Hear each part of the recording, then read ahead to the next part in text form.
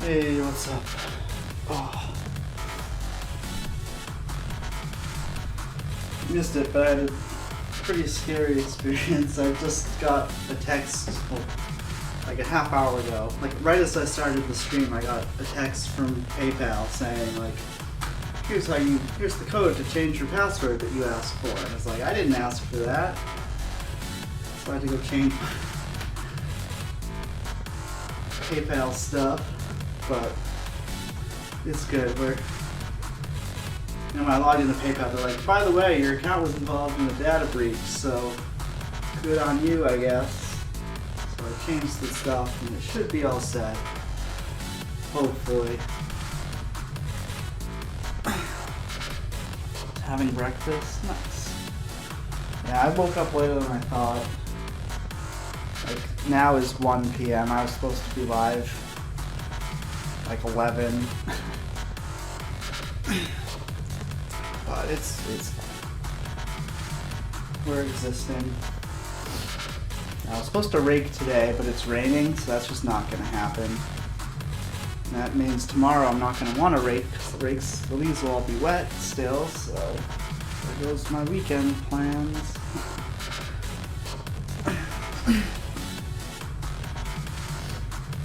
Yeah, like why didn't they send me an email about that when it happened? Like why'd they wait for me to log in? But whatever. Let's just dance.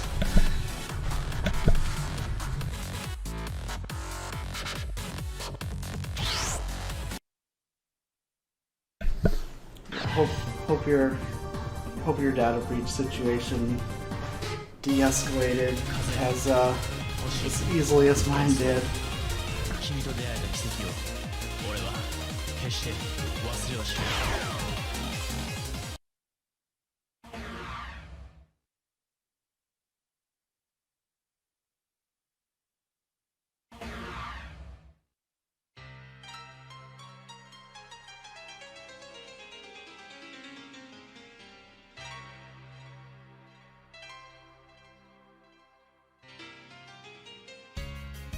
風、それは時に暖かく、時に冷たく頬を殴る。君と歩んだいくつもの道、まぶたを開けば色鮮やかな思い出が今もきらびやかに紡がれる。そして君の香りが、ぬくもりが今もすぐそばにある。いつの日か二人、新たな風を起こす日を信じて。Sana is my wife. Super Saiyan.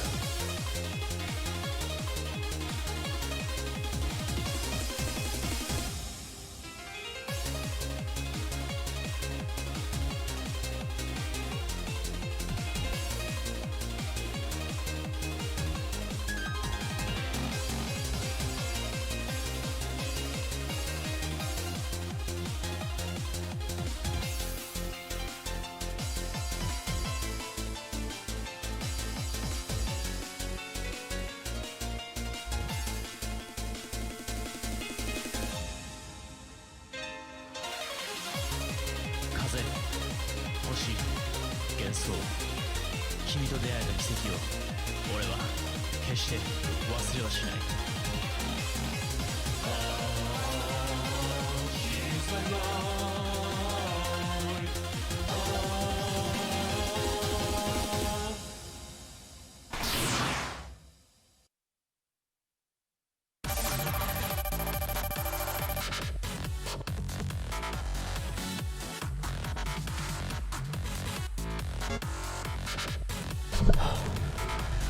Yeah.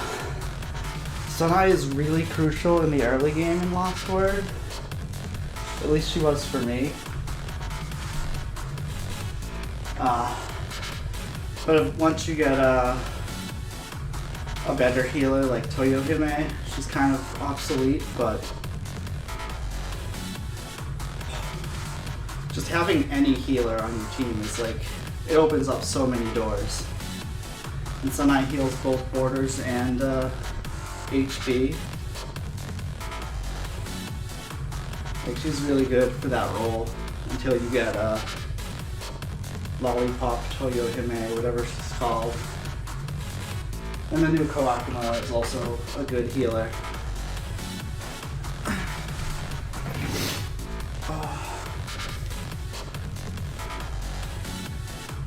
I wish Lost Word were a bit better for stream. Like, I'm in their content creator program, so like I get to like ping their Discord when I stream it, but I just don't find the story portions interesting, so I don't end up streaming them often.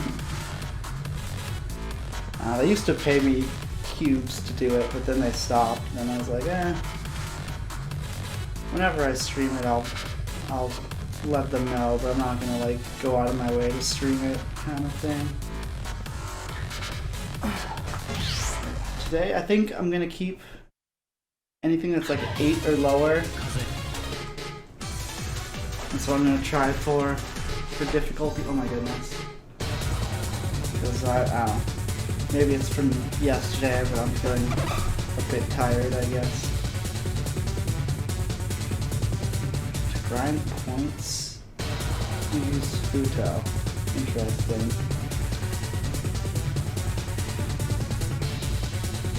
I usually pick one of my, like, I do like auto battle, and I just like rotate between 3 or 4.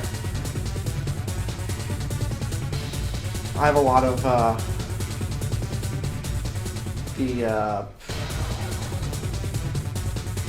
what are they called? Secret Fest? Super Fest. I have a lot of Super Fests and a couple epic characters, so it's like, it's not hard to find units that can grind through. It's just they get tired, and I don't want to grind down their affection level. I just rotate.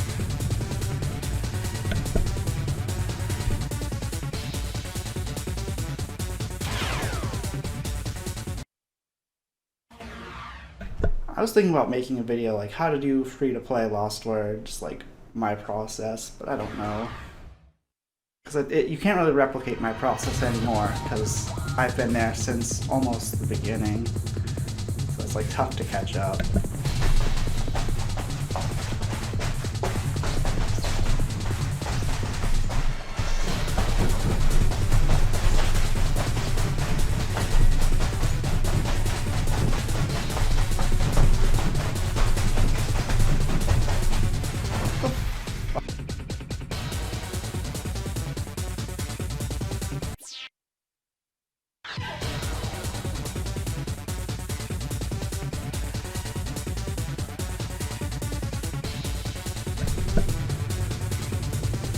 Five-star level 10 Yukari. You don't want to do that. You want to get your characters to the highest level before you add on the stars, because that way they use less spirit points. Like now if you want to fully level up your Yukari, it's going to cost you more spirit points. But maybe that's a typo and it's supposed to be level 100.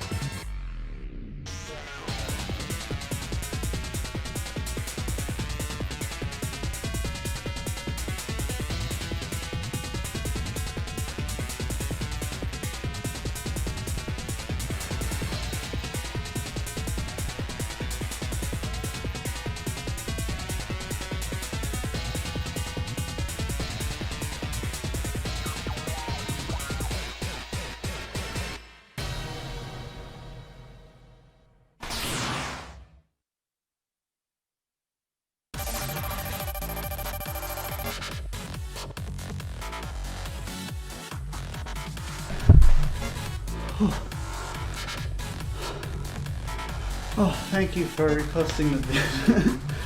Any little bit helps. Oh. The way I understand how the algorithm works is, so when I go live or make a video or anything like that, it sends it out to, my subscribers, my regulars, just like the people that it thinks will click on it for sure. And based on how well it does in that pool, like if I have, I think, 65 subscribers now, if 60 of those people click on it, then it really likes the video, it really likes the content, and it pushes it out further. If it probably only has to be like 5. I mean, it doesn't really have to be. If it's even if a small number, it's like, oh, this is good. Then it widens its scope. It's like, okay, anyone who's ever watched a Zimu video, we're gonna recommend it. Anyone who's looked for DDR, we're gonna recommend it. like starts branching out the keywords, and then if those, if that second sphere of people really likes it too, then it sends it out to a third sphere, and it gets more and more esoteric, and it keeps riding that wave until it hits a point where no one wants to click it anymore. That's a very dumbed down version of what it's doing. So like any way that anyone would click on the video is great help. Stuff like comments help too, because people are engaging. But I don't know if like chats help. I don't know exactly how it works, but they keep it interesting. Let me talk while I'm resting in between songs instead of standing here in silence, which is better. Better to talk. More interesting, I bet too. But, I mean, it's not really that bad to level up your character early, because, like you say, if you can beat like higher level battles without grinding, then you're getting value out of it. And the spirit points aren't really the stopgap in Lost Word. Like, I've definitely run out. You're always like at a risk of running out, because like you end up using so many if you grind fully. But I would just like find a battle that whatever character. I prefer to grind with solo characters. Whatever solo character you can use can handle by itself consistently. Let them grind it, and then come back and change characters. And if you get notifications, yeah. If you use Futo, usually put Futo in school, and then she can grind for longer without getting tired. You can keep rotating who's in school, though.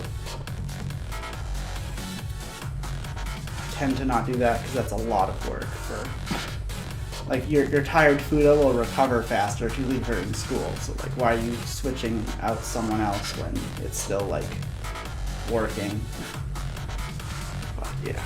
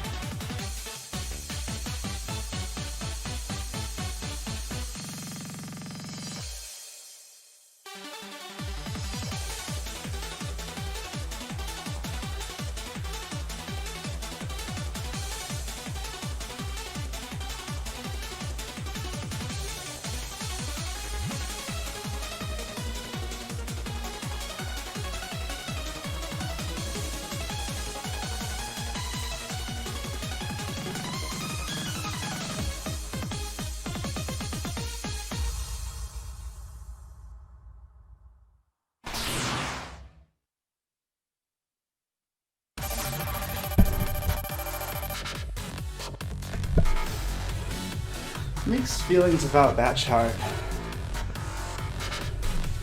Had a lot of tempo changes that really didn't add to it. And the really fast jumping part is like, why? Maybe I'm just bad at jumps, but I feel like those are more annoying than fun.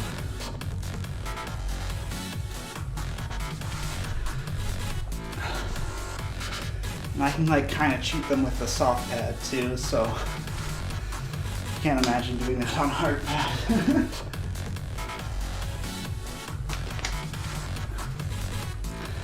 Streaming on Discord to your friends, nice. Oh. Hopefully they enjoy. Oh. I really shouldn't talk so much about the business side because like I'm not trying to like.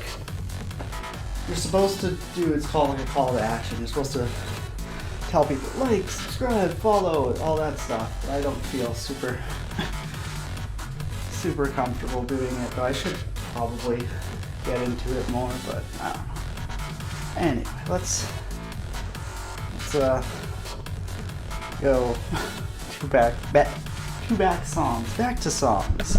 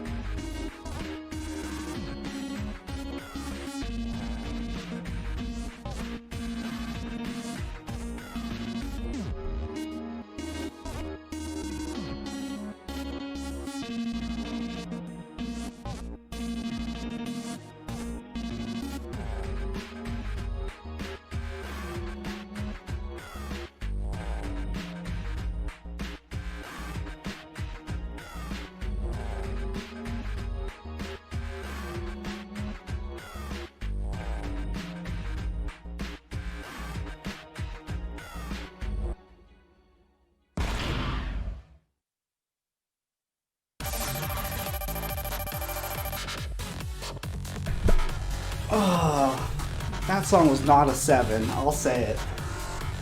Maybe if I spread out the notes more I could read them actually, but...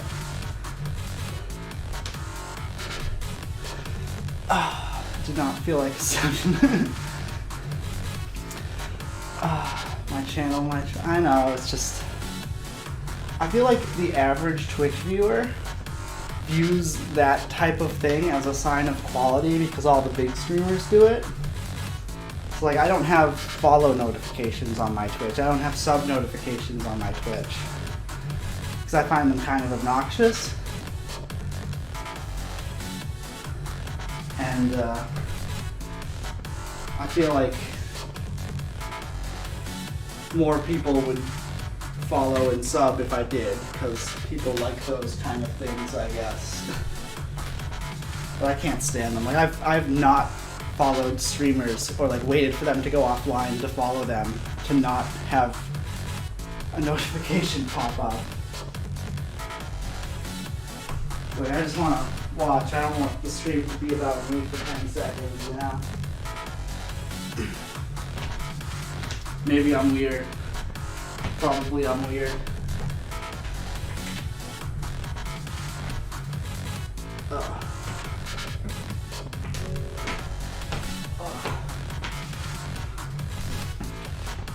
That song reminded me, I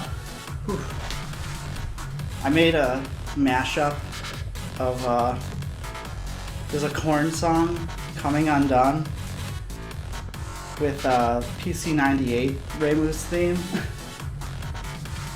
The average Twitch user is 5 years old, yeah. True. Yeah, I made a mashup of that. And hearing another remix of Maiden's Capriccio. I don't know how you pronounce it. Reminded me of that. That was fun. They only like, follow, and share.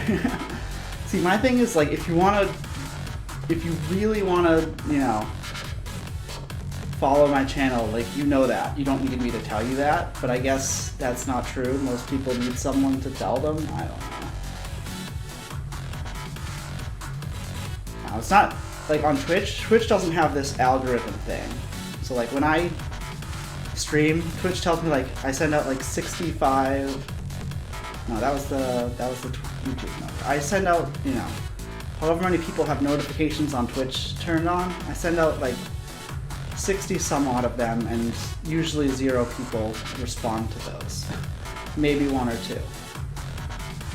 Granted, I'm weird because on Twitch I like started like, my first 200 follows on Twitch were for Toho, and then I'm like playing other games.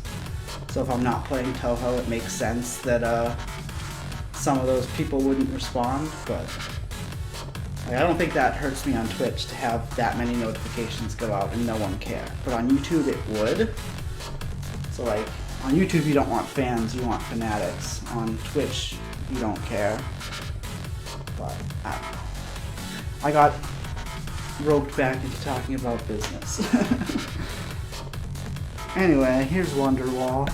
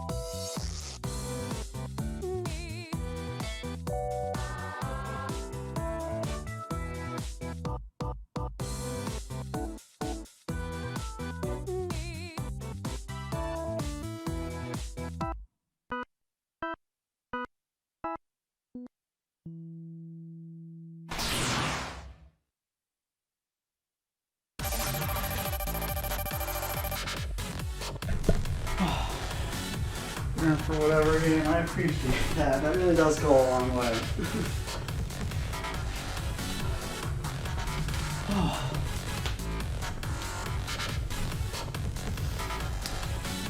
That song reminded me, there's like a bunch of samples. There's a song like that for the Prism River theme that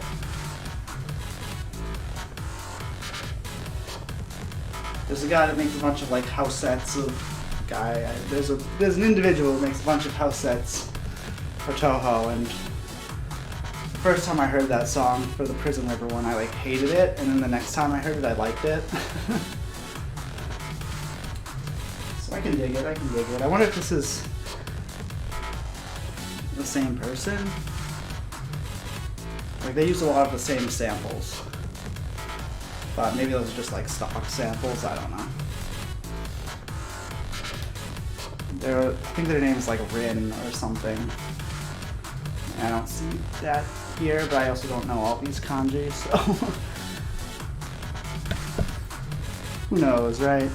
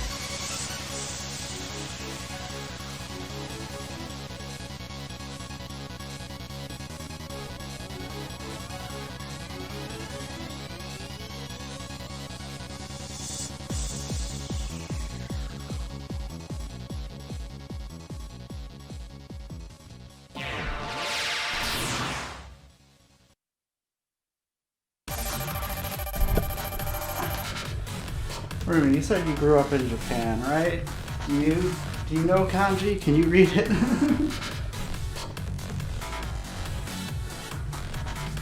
I'm trying to learn kanji. I'm doing the Heisig method. I wanted to make like a video series about it. It would really just be me. There's a website called Kanji Kuhi. Oh, I did get a full I got 2 goods. Goods aren't full combo. Like, you need a double A, I think. But maybe, I don't know how the DDR community really handles that, but you didn't study.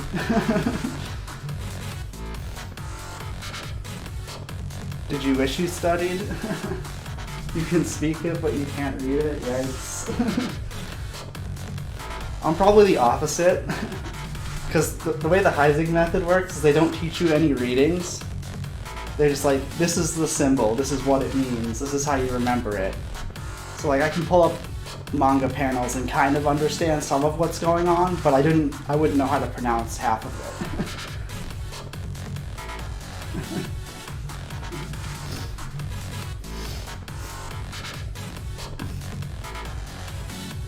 it. So that's where I'm at. But I think the second phase of the Heisig method is to go through them all again and learn how to pronounce them. But once you know a bunch of them, it kind of gets easier. Because there's whatever the Chinese reading, onyomi, I think it is. Like 3/4 of the time, one of the radicals will just tell you the pronunciation if you know.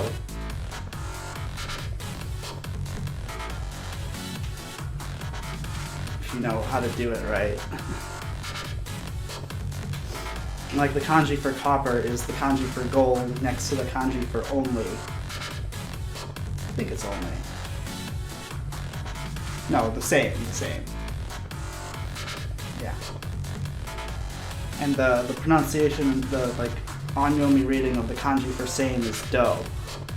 So the pronunciation for the copper is do. It's just like metal, you know, gold. It's a gold that's pronounced like the same. And that's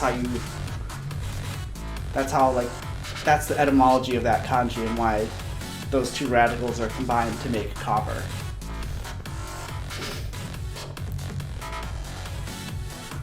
So kanji kuhi does have the romanji. Well, it has hiragana and katakana, and you can get romanji from it, but I usually don't even look at it. I usually just like learn the symbols, because that's really all Heisig's trying to do, is get you to learn symbols, because it's weird, because it like totally flies in the face of how they teach it in Japan. Because in Japan you learn it when you're a kid and you're surrounded by it, so you have like, it's possible to learn it that way, whereas like I'm never going to see these kanji unless I read manga, and I can't read manga because I don't know kanji, so it's sort of like designed to get you from the ground up. I might do, because like if I do this video, which it'll literally be just me going through kanji kuhi five pages at a time. I'll have some of my own mnemonics, but maybe I didn't explain what it is, but it basically is like, you know, it teaches you radicals, like this is the kanji for sun, and then like the next kanji would be like prosperous, which is, I guess prosperous would be later. Well, prosperous is the kanji for mouth, and then there's two suns on the side. Damn it, what is, it's not perfect, because it teaches you like to learn the stories and not to like kanji, but like you see it and you kind of get it. Shining, I think it is? Yeah.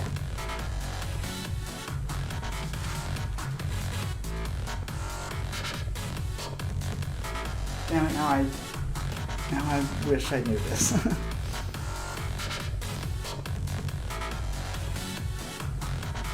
Not really selling this method, because I can't remember this very basic thing. Here's one. It has the kanji for sun, and then like you put the one under it, and that's like the sun peeking up over the horizon. That's night break. In English we would say daybreak, but in Japanese they think of it as night break.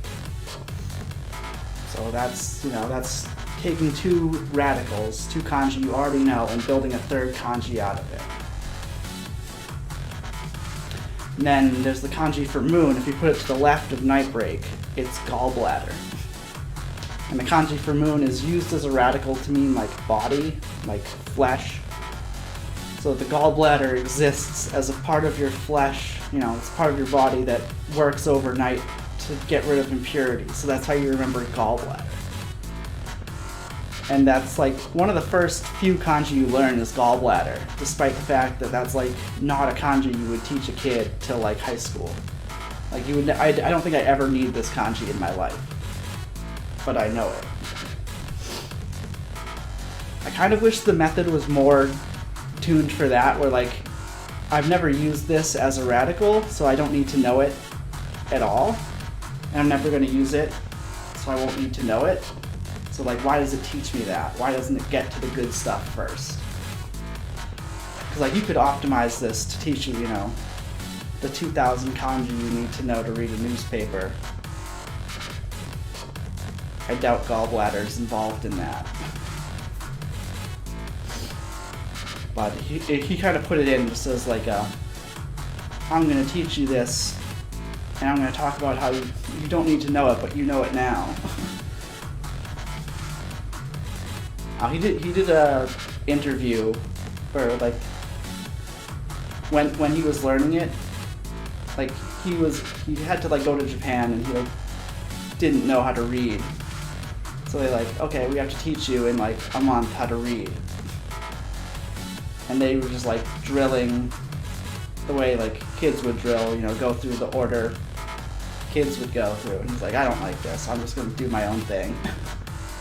And when they were like testing him, they tested him with a kanji he wasn't supposed to know yet, and surprisingly to them, he got it, because it was just like, it was probably like a gallbladder, where it's like not a word you would teach till like high school, but because his method is based on difficulty of the symbols, not difficulty of the meanings, he like ran across it very quickly. And that was his like, haha, I got him moment. But like, I don't need his haha, I got him moment. That's not gonna come up for me. Damn it, I got distracted talking about kanji. And I should have been dancing. But yeah. I have done kanji like practice streams, but I don't do them often. That's another thing that I'd do it every day if I made sure to stream it, but it's like effort and planning that I don't have. But someday I'll get my life together. Maybe.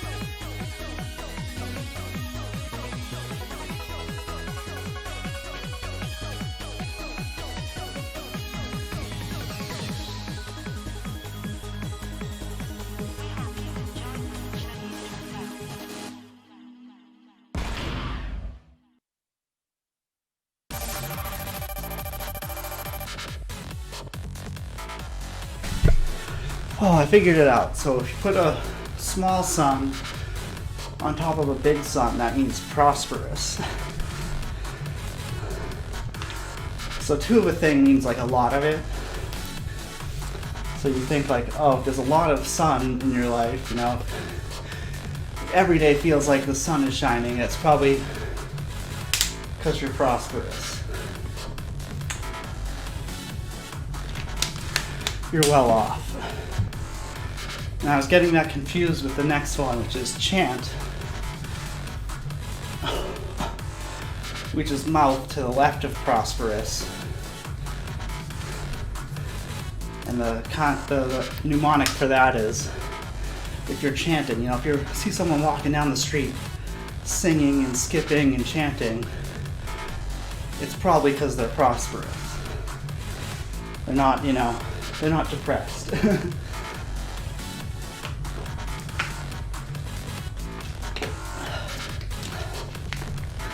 So a mouth that's prosperous is liable to chant. And you just keep building it up like that. So you're learning the smallest bit of the symbols.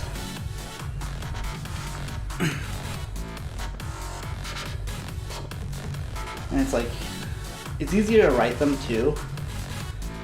It's there's the kanji for front, and I used to keep confusing that with the top part of that. I thought it was the kanji for flower, the long line with two short vertical lines through it. But it's not. It has little horns. And just looking at it, it might be tough to see that, but when he teaches you it, horns are the part of the body in front of the animal that they use as swords, You get the horns on top with the moon under, and then the sword to the right of the moon. And you're oh, right, that's, because lots of animals grow, deers grow their antlers to fight other deer in mating season. But yeah, the weird joke with Japanese is the kanji are supposed to be this. They're all supposed to be make sense. But they made mistakes copying it from Chinese, and once you get enough words, you kind of just have to make shit up. So the copper one, that doesn't really make sense other than if you know the pronunciation of another kanji, and it only gets you the Chinese pronunciation. I don't know what the Japanese pronunciation of copper is. I know same as onaji, but I don't know what part of that is kanji and what part of that is kana.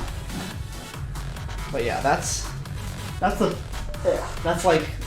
one of the first things that was number 21 and 25 to 25. That's one of the early kanji that you learn, and it explains the process to you of here we take these things that you already know and then you combine them together.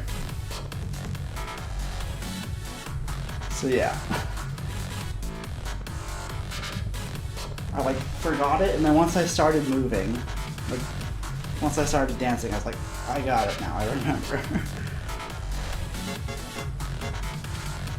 What am I moving? My rival score? But anyway, let's do another song.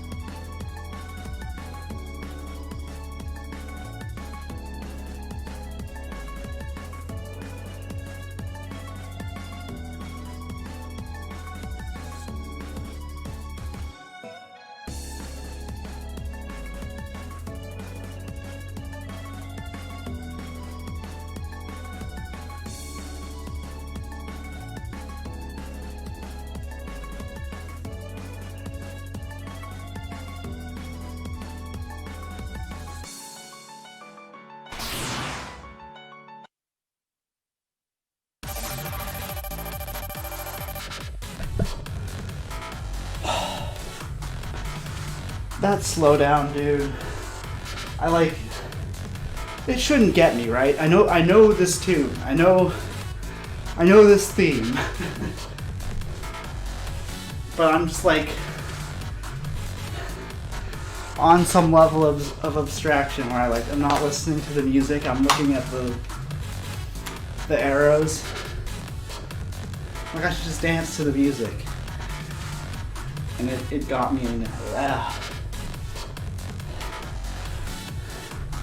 I don't know if I'm ahead of my time or before my time, but me and my timeline do not match up.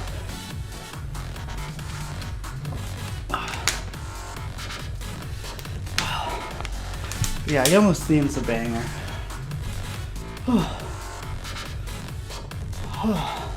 There's a really good one in Lost Word. I don't remember what it's called, but it's like kind of like dubsteppy at parts. It's like really cool. Like it hits hard. I don't know how to explain music other than like I know a little music theory, but not from like hearing it, I guess.